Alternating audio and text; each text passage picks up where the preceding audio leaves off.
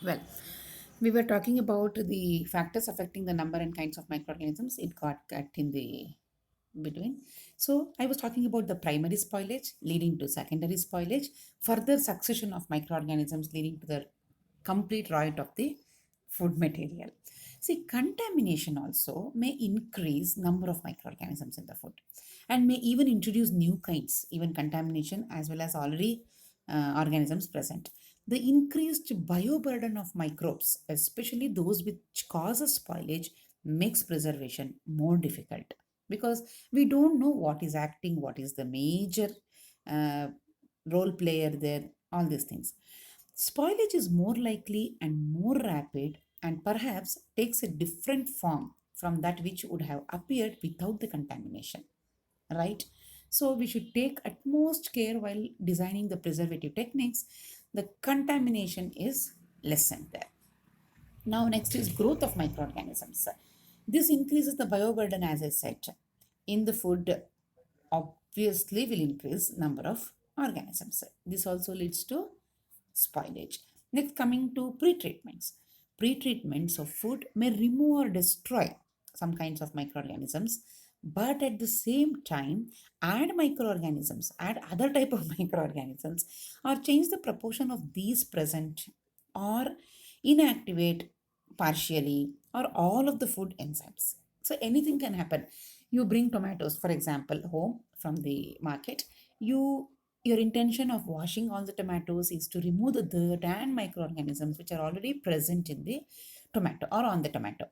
So what you do, you use water and wash. Suppose the water is not of bacteriological standards and water is introducing an organism onto your tomatoes and removing the original tomato flora what was there from the market. This can happen.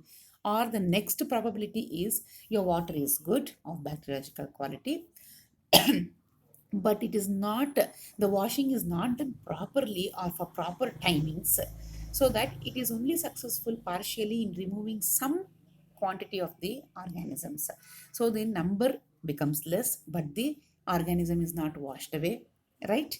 So all these things can happen here in pre-treatment. Okay, so washing may introduce some new organisms also. Coming to the factors affecting the growth of microorganisms in food, association, that is, I have given associative growth, competition, all these antagonistics, all those things. Let me say two lines about these things. What happens in associative growth? There are a lot of association between microorganisms with each other. I mean to say is this is involved in spoilage or fermentation of most kinds of food. Competition between the different kinds of bacteria, that is yeast, molds, actinomycetes, anything can happen in a food, ordinarily determines which one will outgrow the other, right? So, and this causes a characteristic type of spoilage. If conditions are favorable for all the bacteria which is harbored on the food, usually bacteria outgrow, that is, bacteria grow faster than yeast and yeast faster than the molds when it comes to the comparative account of bacteria, yeast, and molds and all. The different kinds of bacteria present compete among themselves, with one kind usually outstripping the other kind. You have studied that in antagonism. Antagonism, you have studied in the practicals, right? The microorganisms are not always antagonistic or antibiotic to each other. Sometimes it may be symbiotic. What is symbiotic? Mutually helpful. You give me that, I'll give you this, both of us will be happily growing. Or may grow simultaneously without seeming to aid or hinder each other's growth. Two kinds of microorganisms may be synergistic. What is synergistic now? These are nothing but when growing together, they may be able to bring about changes, but if they are grown alone, there will be no changes, such as your fermentation that neither could produce alone, right? And your in milk, the white color, that is bluish white or whatever is a desirable white, is because of organisms only. For example, Pseudomonas cineacea and Streptococcus, I think, Streptococcus lactis, growing together develop a bright blue color in milk, resulting in a perfect pH. That is, whatever your pH is, desirable. And this, if it is only Pseudomonas cincinnati, it will be brown pigment will be produced in that. Because Streptococcus lactis is there, that bright blue color for the milk is imparted.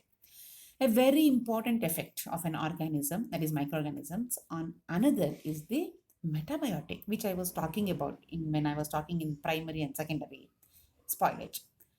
Here, this occurs when one organism make conditions favorable for the growth of the second organism. I'll give you an example here. Decomposition of the raw food. Raw milk at room temperature first supports an acid fermentation by Streptococcus lactis and coliform bacteria until bacteria are inhibited by the acid they themselves have produced. Please keep that in mind. They themselves have produced. Next, the acid tolerant lactobacilli comes into picture, increases the acidity, then film yeast and mold grow over the top. See, by the growth of one type of organism, the conditions, the parameters, the environment of the food is changing here. Please make a note. Finally, these will reduce the acidity so that proteolytic bacteria can become active. Have you ever thought that the milk will be attacked by proteolytic bacteria? Or if at all you get proteolytic bacteria in any of the milk sample, don't keep on wondering why this, instead of lactic acid bacteria, instead of something else, streptococci, why did I get proteolytic bacteria? It is very, very normal that there is a metabiotic environment there, right? Passing on to effect of environmental conditions. This is one which determines different kinds of microorganisms present in a food, which will outgrow the others and cause its characteristic type of changes or the spoilage, whatever I say.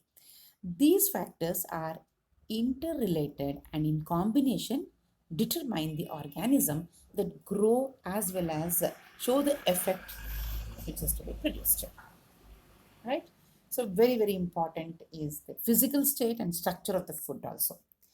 Here, the physical state of the food, its colloidal nature, and whether it has been frozen, heated, moistened, or dried, together with its biological structure, may have an important influence on whether a food will spoil and what, if at all it spoils, what type of spoilage is caused.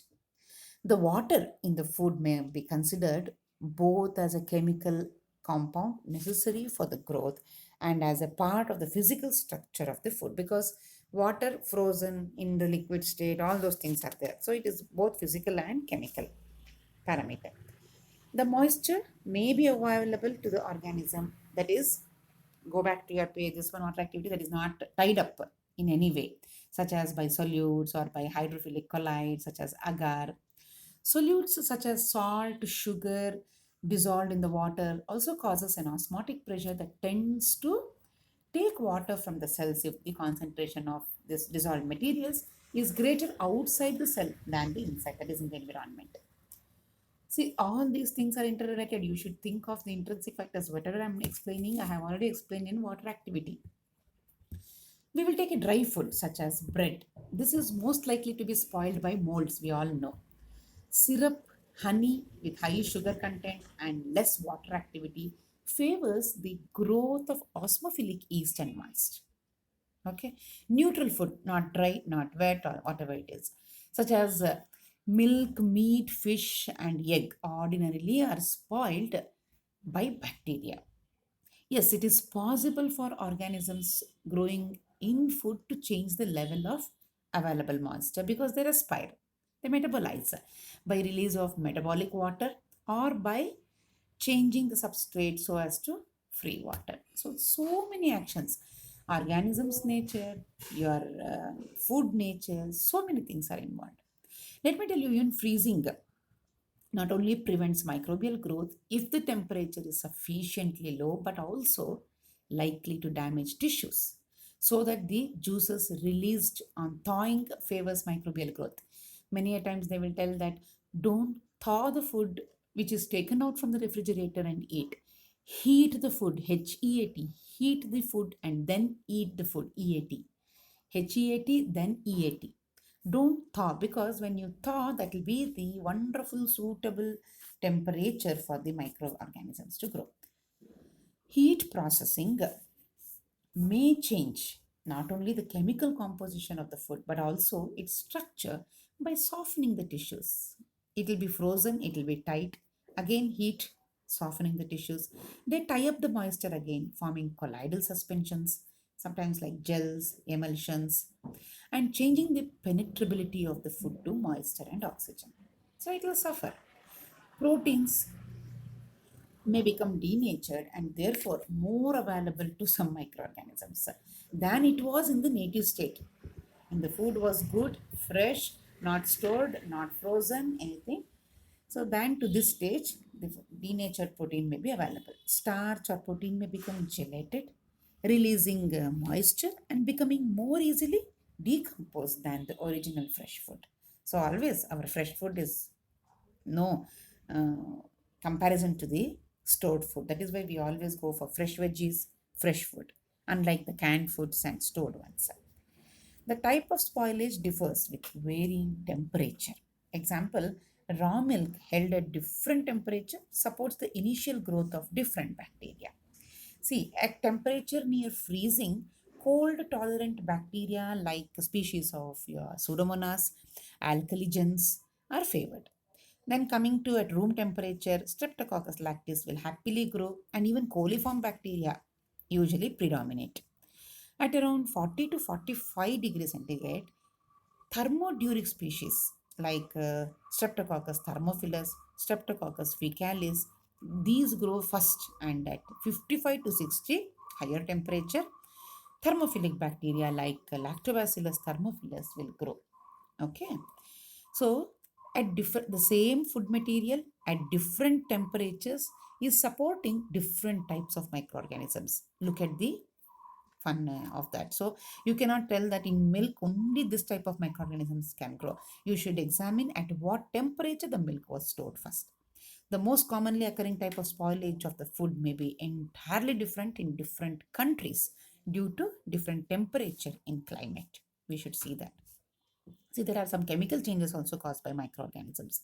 Because of the great variety of organic compounds in food and the numerous kinds of microorganisms that can decompose them, many different chemical changes are possible and many kinds of products can also result.